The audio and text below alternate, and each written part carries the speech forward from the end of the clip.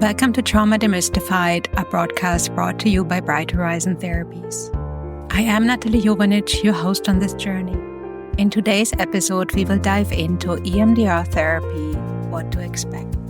EMDR is an evidence-based treatment that has shown remarkable effectiveness in addressing PTSD and trauma. Having worked with EMDR for quite some time, I've witnessed profound changes in my clients. But it's important to remember that EMDR isn't a quick fix. It is a process that honors each person's unique experience. So join me today as we unpack the healing journey with EMDR, exploring both its benefits and limitations. I hope this episode clarifies and explains what to expect with EMDR therapy. First, let's look at what EMDR therapy is. EMDR stands for Eye Movement, Desensitization, and Reprocessing. It is an evidence-based trauma treatment that, like parts work and somatic therapies, takes a bottom-up approach to healing. If you want to learn more, please check out the episode, What are Best Practices for Trauma Treatment? EMDR helps us recover from emotional distress of traumatic and painful life experiences, such as trauma and loss. While we often only associate EMDR with memory reprocessing, it is a complete trauma treatment method that it follows the stages of trauma recovery: stabilization and safety, reprocessing and mourning, and reconnection. I explored the stages more deeply in the third episode of Trauma Demystified, Thriving After Trauma, Goals for Recovery. Please check them out if you want to learn more. During an EMDR session, the client focuses on a painful memory while they follow my fingers with their eyes. The bilateral stimulation is the core EMDR. While we do not fully understand why it works and how it works, the process allows clients to integrate traumatic experiences. One theory suggests that these eye movements create a REM-like state that activates the brain's natural healing capacity.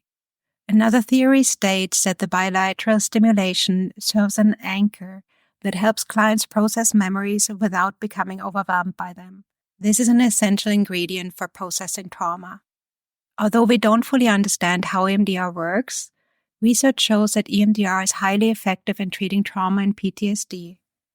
Major organizations like the World Health Organization and the U.S. Department of Veterans Affairs recommend it as a treatment methodology. So who can benefit from EMDR? EMDR therapy can benefit anyone who has experienced trauma or loss. For example, I used EMDR to heal from systemic trauma. Before I started the journey, a part of me was really doubtful whether I could heal from these experiences because they were very overwhelming. I was astonished at how quickly EMDR helped me to work through complex emotions stuck in my body. After a couple of sessions, I felt a tremendous relief. However, EMDR is effective for many other types of experiences. Here are some examples from the work with my clients. Some clients have used EMDR to integrate experiences of sexual abuse or rape. Others have processed the loss of a loved one or the end of a relationship with EMDR. Many clients have also used EMDR to address bullying or childhood abuse. Some clients integrated trauma due to workplace abuse, systemic racism, or discrimination. Other clients have used EMDR to heal from abortions or miscarriages. Additionally, EMDR can be used to facilitate healing from accidents, natural disasters, and war trauma. Overall, EMDR provides a powerful tool for transforming these painful experiences. Now let's look at what to expect when you start EMDR treatment. There are sometimes overly simplified stories about what to expect from EMDR therapy and the process.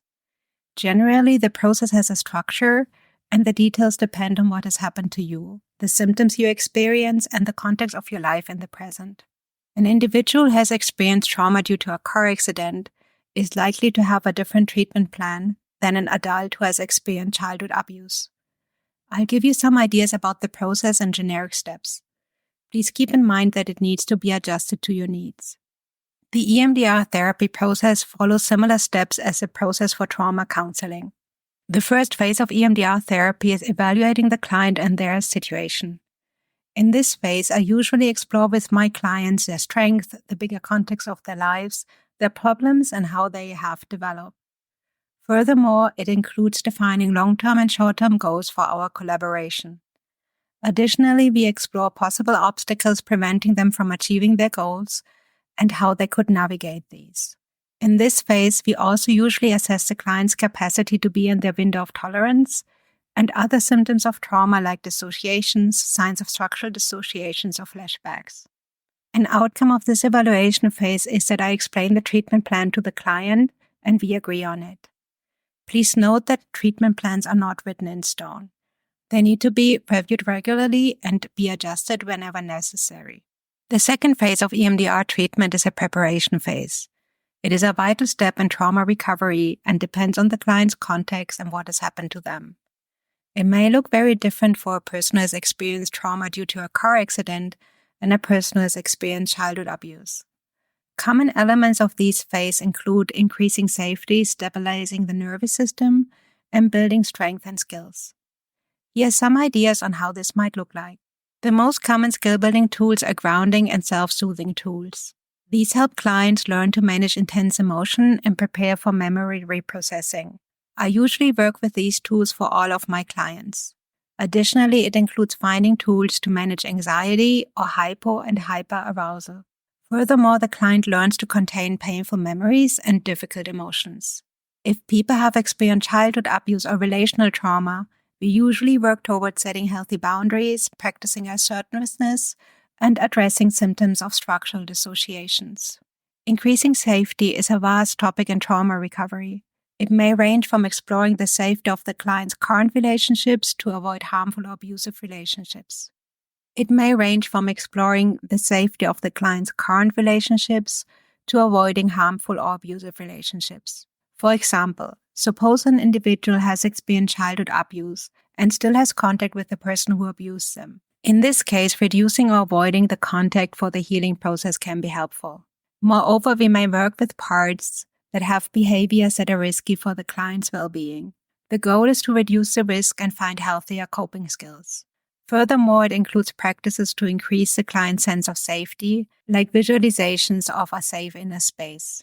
Resource building is another element of the preparation phase.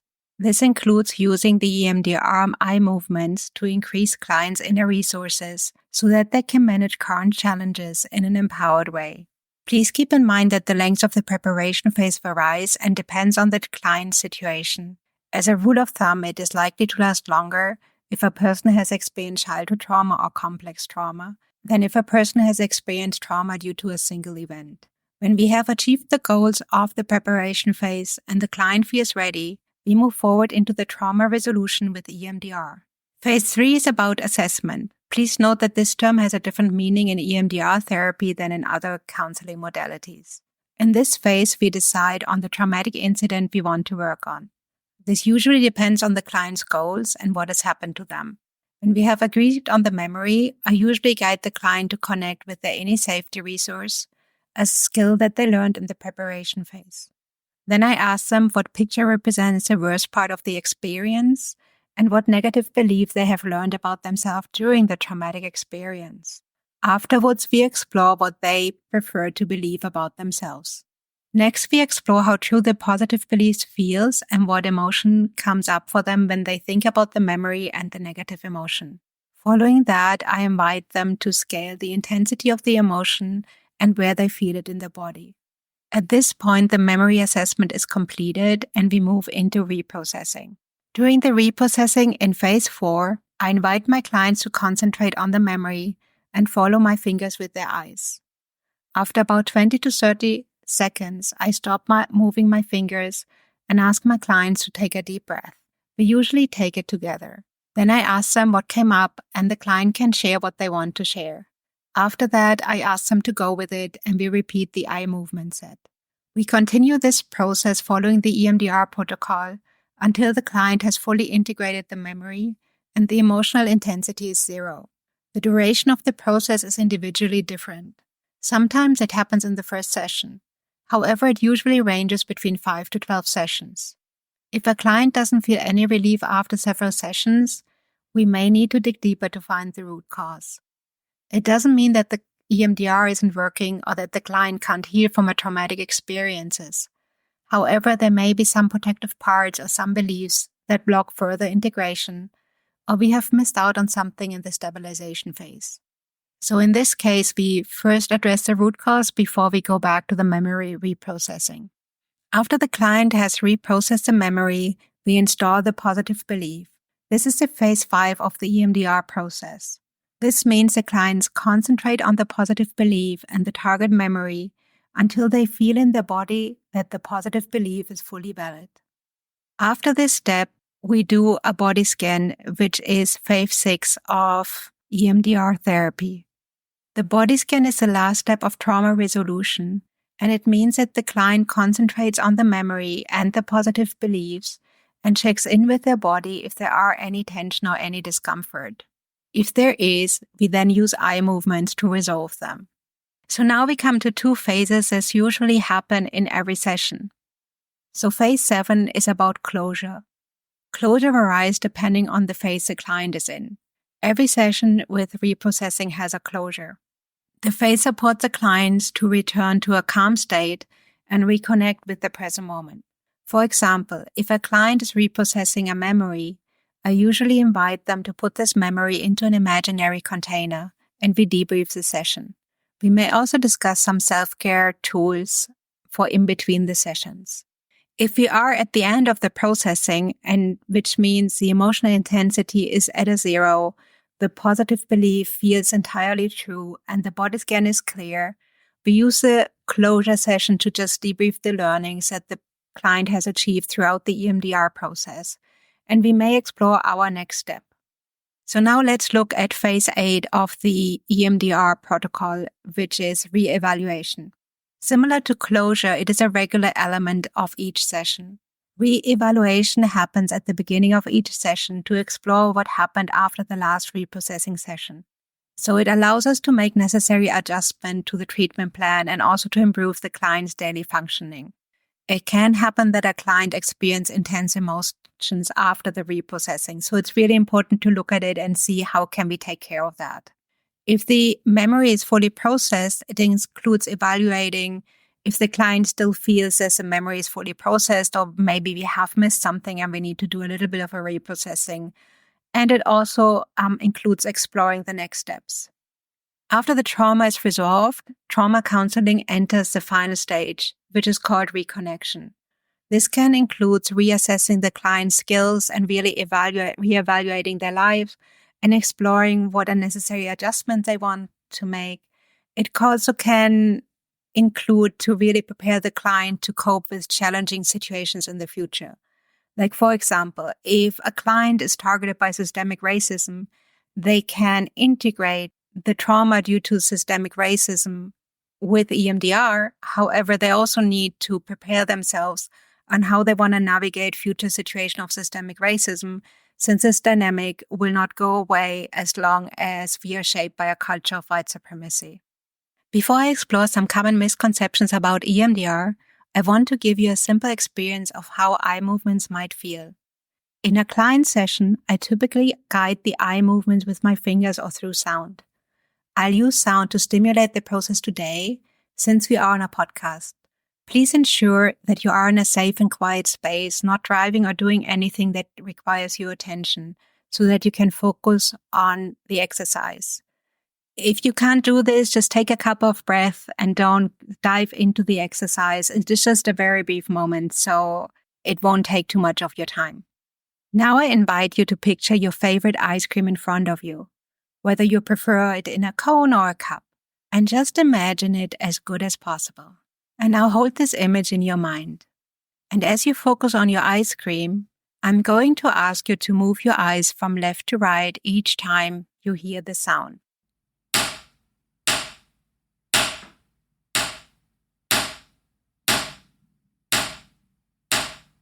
Now take a moment to notice what happens in your body. Might have really initially felt really strange because we aren't used to move our eyes and focus on something. However, most people get used to the process really quickly. So this was just a tiny taste of how EMDR works in practice. And so I'm curious, how was it for you? After this brief experiment, I want to address some common misconceptions about EMDR. The first one is that EMDR is a magic cure or quick fix. Sometimes clients come to me after a doctor tells them that EMDR will provide a quick fix for the healing journey. This can be a double-edged sword as it reflects a misunderstanding of the trauma treatment process. While EMDR is highly effective in releasing the impact of trauma, it is not an instant solution. Keep in mind that most research focuses on the eye movement aspect of EMDR, which occurs in stage 2 of trauma recovery. For instance, studies show that 83 to 90% of individuals no longer meet the criteria for PTSD after 4 to 7 sessions. In my experience, most clients notice a significant relief of their symptoms within 5 or 12 EMDR sessions. However, this doesn't include the preparation phase, and this looks very different for everyone. And so if a person has experienced complex trauma, to get to the eye movement part may take far more time than if a person has experienced trauma due to a single event. The preparation phase varies depending on the client's history and symptoms. For example, someone who has experienced childhood abuse, neglect, or attachment wounds usually needs a more extended preparation phase than someone dealing with a single event of trauma as an adult. Therefore, we need to be mindful that this isn't an approach that works for everyone. Each person has a unique recovery journey. As with any trauma treatment modality, EMDR needs to respect what is going on for the client. If you perceive your preparation phase as longer, remember that the preparation phase is as important for trauma recovery as memory reprocessing. It's not a competition and both phases are equally valid. In conclusion, while EMDR is an efficient trauma treatment, it is not a quick fix. Recovery times vary based on the individual, their circumstances, and the severity of their symptoms. The next misconception is that EMDR is dangerous and will make symptoms worse. So this is a complex topic, so let's explore it more to understand the risk better. Generally speaking, EMDR is one of the most effective methods to resolve trauma. However, specific nuances are essential to keep in mind. When done correctly, EMDR therapy facilitates reprocessing of traumatic memories as safely as possible. This doesn't mean that the client doesn't feel emotions or that they don't feel uncomfortable. There is usually a sense of discomfort and intense emotions may come up. However, clients go into reprocessing after going through the preparation phase. Therefore, they should be equipped to manage difficult emotions or have tools for self-soothing and grounding. If this isn't the case, these skills need to be further developed, and it's better to go back into the preparation phase. If a client loses dual awareness during reprocessing, which means they lose the ability to stay grounded in the present while focusing on the past trauma, I, as a trauma counselor, pause the bilateral stimulation and we shift the focus to grounding exercises. Throughout reprocessing, I collaborate with my clients to monitor their dual awareness and to ensure that they remain in the window of tolerances. Pacing really matters during the reprocessing phase, and it's really just a process to find the balance between reprocessing and grounding. While there's always some risk of re-traumatization with unresolved trauma, this is not the same as being outside of the window of tolerance or having a trauma response. Re-traumatization is more likely to happen in everyday life than during EMDR sessions. That said, a small risk exists and we take specific steps to mitigate these during EMDR therapy.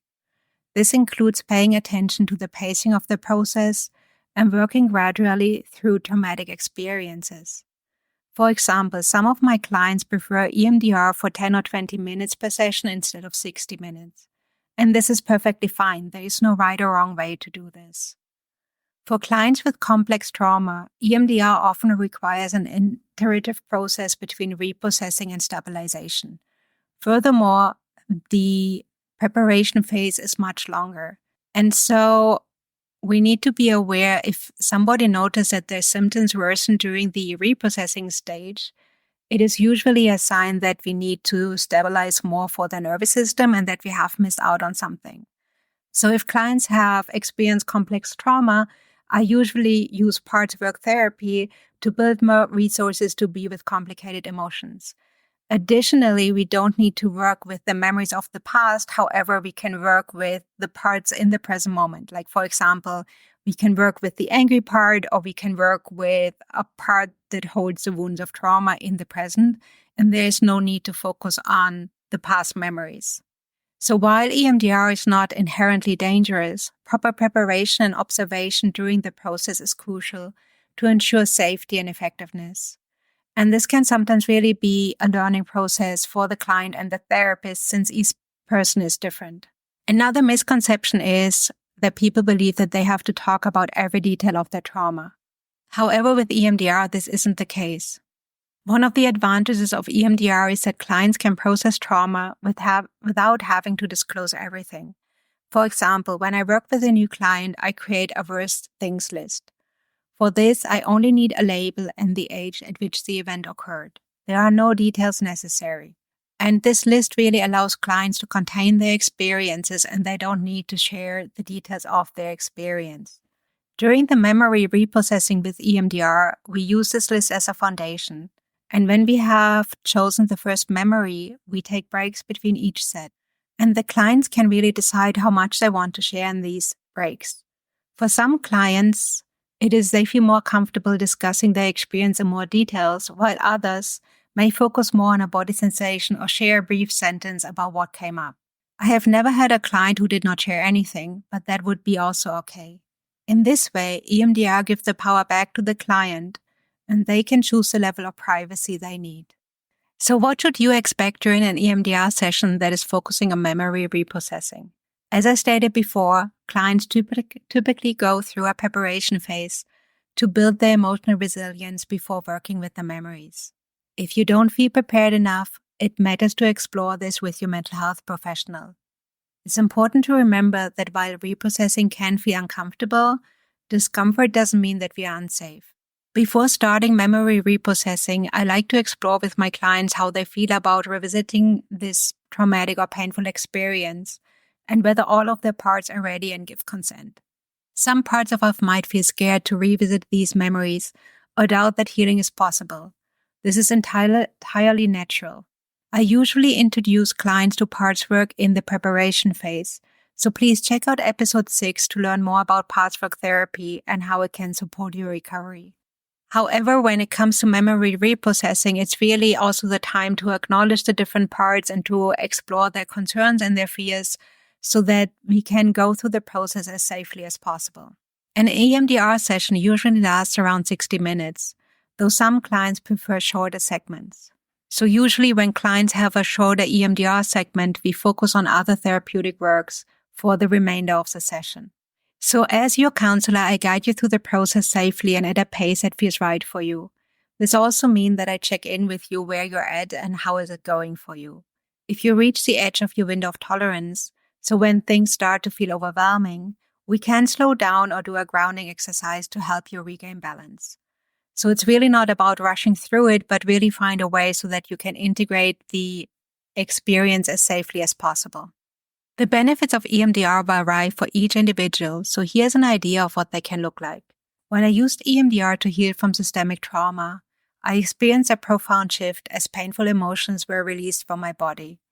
I felt more joy and excitement and gained a sense of empowerment to face systemic oppression. This allowed me to nurture post-traumatic growth that went beyond who I was before the trauma. And it really allowed me to build more resilience and feel more aligned with myself. Here are some of the examples from my clients.